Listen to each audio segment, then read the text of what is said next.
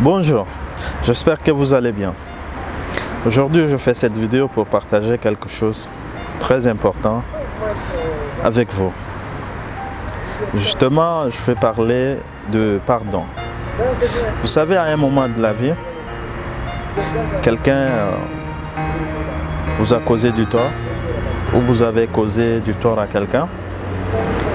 Mais le plus important, ce n'est pas tout cela. C'est qu'à un moment donné, il faut pardonner. Vous savez, le pardon, c'est aussi faire la part des dons. C'est-à-dire d'enlever la partie toxique de la chose. Ne laissez pas engrammer des choses jusqu'à la longue, justement, ça risque de vous causer des graves problèmes de santé. Les problèmes tels que la maladie d'Alzheimer ou soit l'arrêt cardiaque. Donc c'est très important de pardonner à un moment. Évidemment, je ne vous demande pas d'oublier, parce que l'être humain n'est pas une machine où il faut supprimer les données et puis voilà, ça disparaît. Pour cela, il y a un proverbe amérindien que j'aime trop utiliser.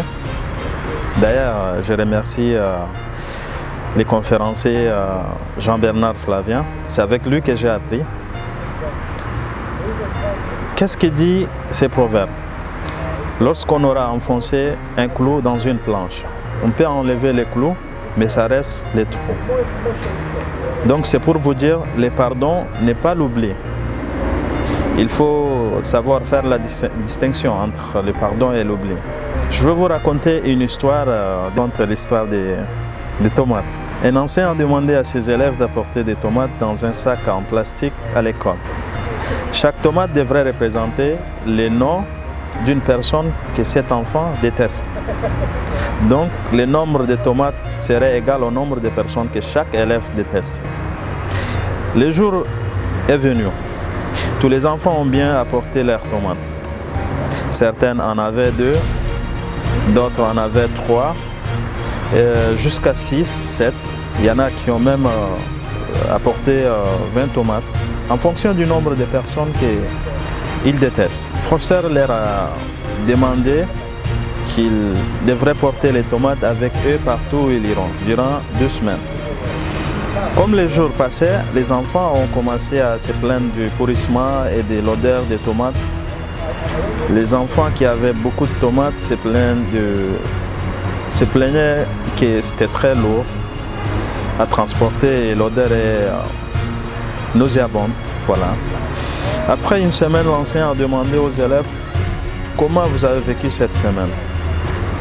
Les enfants se plaignaient de l'odeur horrible et du poids lourd des tomates, en particulier ceux qui portaient plus de tomates. Alors, les professeurs déclarent que c'est très semblable à ce que vous portez dans vos cœurs lorsque vous n'aimez pas certaines personnes, lorsque vous ne pardonnez pas. Alors, la haine rend la haine malsaine et vous apporte cette haine partout. Si vous ne pouvez pas supporter l'odeur des tomates et gâter pendant une semaine, imaginez l'impact de l'amertume sur votre cœur pendant que vous portez tous les jours. Le cœur est un bon jardin qui nécessite un nettoyage régulier des mauvaises herbes indésirables.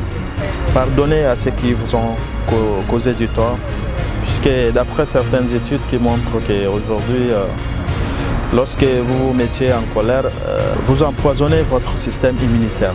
Et là, ça risque de causer des graves dommages pour votre santé et le bien-être. Je pense que le pardon, c'est quelque chose de très très important.